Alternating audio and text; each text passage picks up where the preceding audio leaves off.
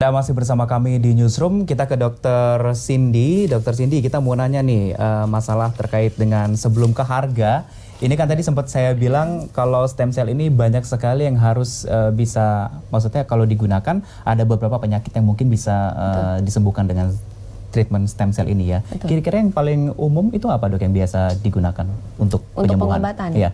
Bisa untuk diabetes atau kencing manis, bisa untuk berbagai jenis kanker, biasanya sih kanker darah, leukemia, limfoma, dan itu sudah ada beberapa lembaga bank tali pusat yang menyediakan untuk itu.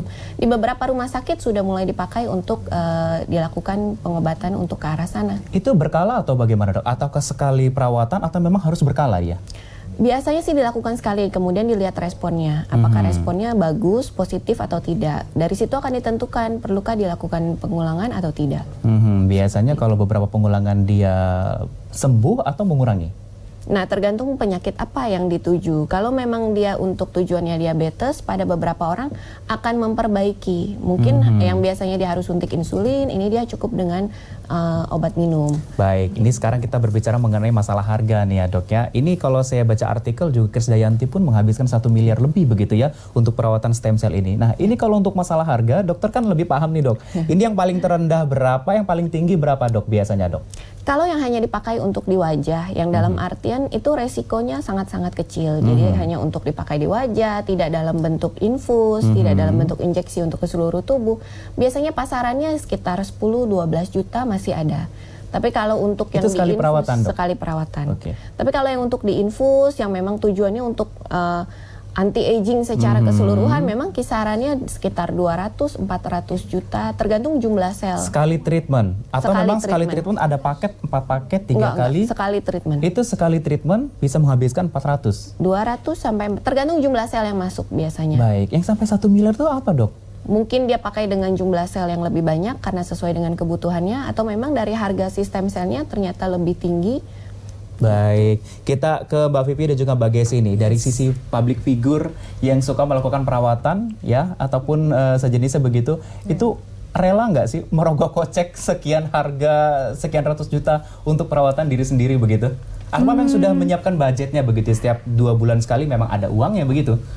Iya, why not ya, kalau memang ada dan memang harus kebutuhan, ya why not. Kalau terutama kayak public figure atau penyanyi atau artis. Pasti mau, pasti. Maksudnya emang aku udah lama, cuma emang belum berani gitu. Maksudnya belum berani, takut gimana. Tapi budget gitu. ada ya?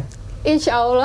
Kalau misalnya udah ada niat itu pasti budgetnya udah disiapkan. Ya, cuma deg-degannya itu ya iya, kan, itu badannya dia. nolak apa Kesehatannya enggak juga. gitu loh. Yang kita takutin sebenarnya itu ya, responnya seperti apa takutnya nanti begitu malah ya? mau cantik malah kolaps Iya, gitu betul. kan. Sementara karena kan uang yang kejadian dikeluarkan sudah banyak begitu ya. betul, dan belum ada garansi juga kan untuk ganti ruginya atau bagaimana. Baik, dokter, untuk dokter Cindy sebenarnya dari IDI atau Ikatan Dokter Indonesia juga ada pembahasan nggak sih terkait dengan stem cell ini, ataupun dengan klinik-klinik yang seperti ini begitu, ada campur tangan nggak dari IDI sendiri? Sebetulnya IDI sering mengadakan pembinaan dikatakan. Jadi pembinaan ini sifatnya adalah bahwa kita para dokter diedukasi setiap tindakan ada resiko, setiap tindakan ada yang harus kita perhatikan secara regulasi. Secara regulasi ini diperbolehkan atau tidak, itu yang pasti nomor satu. Kalau diperbolehkan pun ada urutan-urutan yang kita harus patuhi, dalam artian apakah pasien ini sesuai nggak indikasinya untuk dilakukan perawatan ini. Kita ada jelaskan nggak ke pasiennya, efek sampingnya apa, yang tidak boleh apa nanti sesudah perawatan ini, pantangannya apa. Ada beberapa jenis yang tidak boleh dikerjakan misalnya. Karena saya sering ketemu pasien itu, mereka over ekspektasi. Mereka berpikir dengan mereka keluar budget sekian, haruslah seperti ini dalam artian itu. Terakhir dokter, himbauan untuk para konsumen yang mungkin mau melakukan treatment stem cell ini. Silakan, singkat saja dok.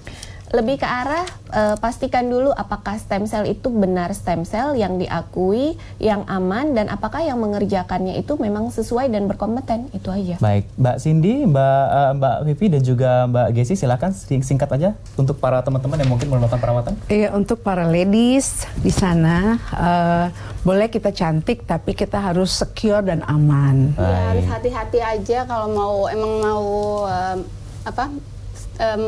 stem cell ini, karena memang banyak sekali ininya ya dok, apa sih namanya? Step-step yang harus dihadapi Iya, ya. step-stepnya gitu. Jadi kalau misalnya mau harus ke rumah sakit gitu aja. Baik, terima kasih Dr. Cindy Paulina, dokter estetika, kemudian Mbak Vivi Buntaran dan juga Gesi selaku public figure sudah hadir di newsroom siang hari ini. Semoga perbincangan kita bermanfaat dan ini ada manfaatnya untuk kita semua. Terima kasih sekali lagi dan pemirsa, kita akan kembali usai jeda pariwara berikut. Tetap bersama kami.